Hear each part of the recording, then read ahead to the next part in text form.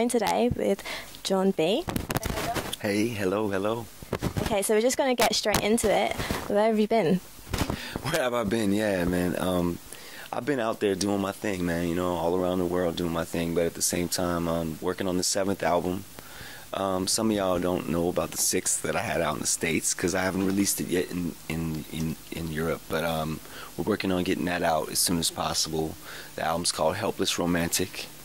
You know what I mean? From yours truly, you know how I do, you know how I get down already, you know what I mean? So it's good love making music, baby making music.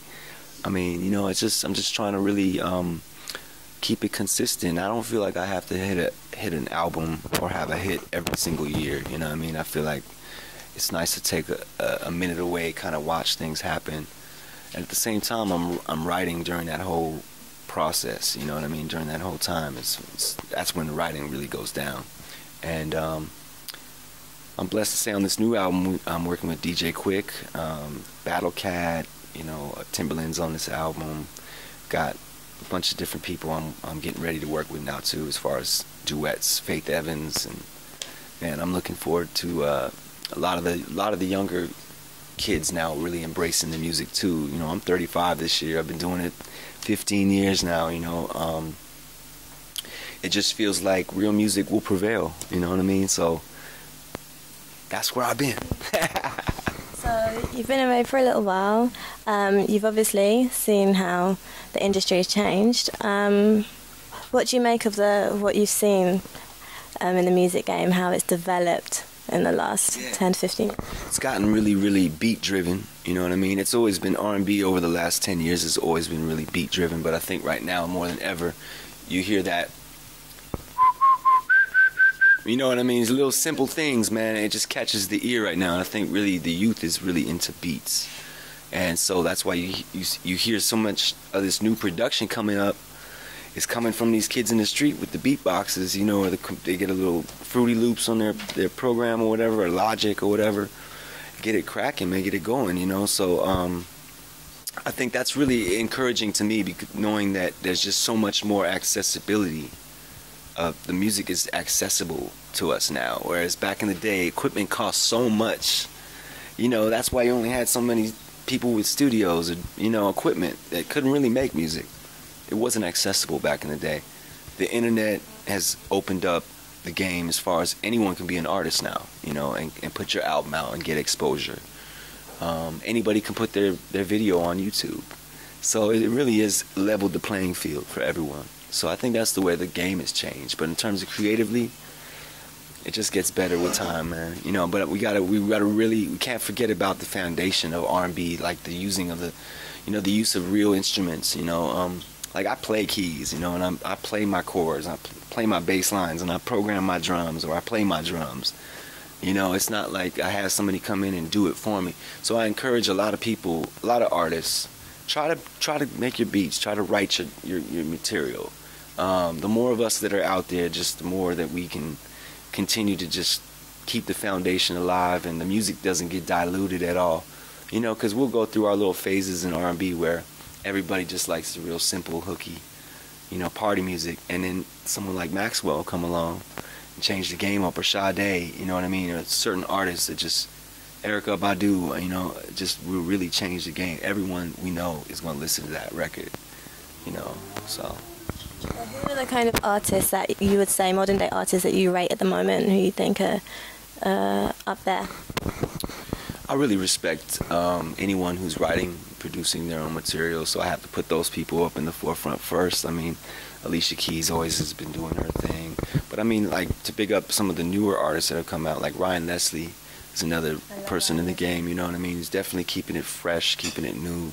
The swagger is definitely grown, and grown man singing to you know what I mean? It's not boyish. I like that. Cool. Obviously, Michael Jackson passed not too long ago. How do you think that's impacted the music industry? I think the music industry now has the sense of how fragile life really can be, you know what I mean? In terms of, I think that our music, we've gotten really into the whole party aspect of it, you know, and, you know, I think it's important that we reflect through experiences like losing the most loved, the most cherished singer, artist ever before. To lose him is a reality check in terms of, you know, our health, in terms of like our health. Because if we don't have inner health and physical health, it starts with physical health, you know what I mean? And then with the physical, you know, and the spiritual, all of that together, you know what I mean? I think that a true message and a true magic can be made, you know what I mean? But without that, it's kind of like the blind leading the blind. I think Mike had his time to lead us for all these years. But at this point, I think that was when God kind of like made this decision. All right, you've done enough here. Now come home. You know what I mean? You've done enough. So I mean, I just look at it like that, man. I mean, if you can be 1/100th of what that man was, you know what I mean? To use certain aspects of what he did, being such a philanthropist, you know what I mean? Someone who cared about the better good of the world. You know, and he didn't just write songs about I want to get with you. It was like, I'm gonna write a song about heal the world. I'm gonna write a song about look at the man in the mirror. You know what I mean? And to think of it being back in the 80s, it doesn't matter. It's like we can still write records like that now. We can still go back to human nature. You know what I mean? And I can't help it. And you know, records like Rock With You. I actually just redid a Michael Jackson song, and I plan to actually return to the music scene with that. It's like my little just paying homage, paying tribute to my man, you know, because it just will never be the same. It'll never be the same. But I will actually never be the same too, because every time you see me on stage now, you're looking at Mike, okay? Because I am the spirit of Mike is living right in here, yo, straight up. You want to know where Mike is? That's where he's at, baby. So tell us a bit about the new material. Yeah, I really love where I'm at. I just had a 2-year-old. Well, I didn't just have her because she's 2 years old. So, but she's new to the world, man. She's new to my world, and she's welcomed me to a whole new world through her. You know, her joy and just what it is to raise a child is just a brand new thing for me. You know, so I think, you know, if I can be confident first in that and know that I'm doing my best with that, all this is just, it's old hat, man. You know what I mean? It's extra, and it's a lot. It's not that I've gotten jaded and I appreciate it any less. It's like I appreciate it so much more now, because this is how I support my child. But at the same time, this is what she knows daddy's calling is. You know, this is what makes daddy happy, because I can come home and be like that much better of a father.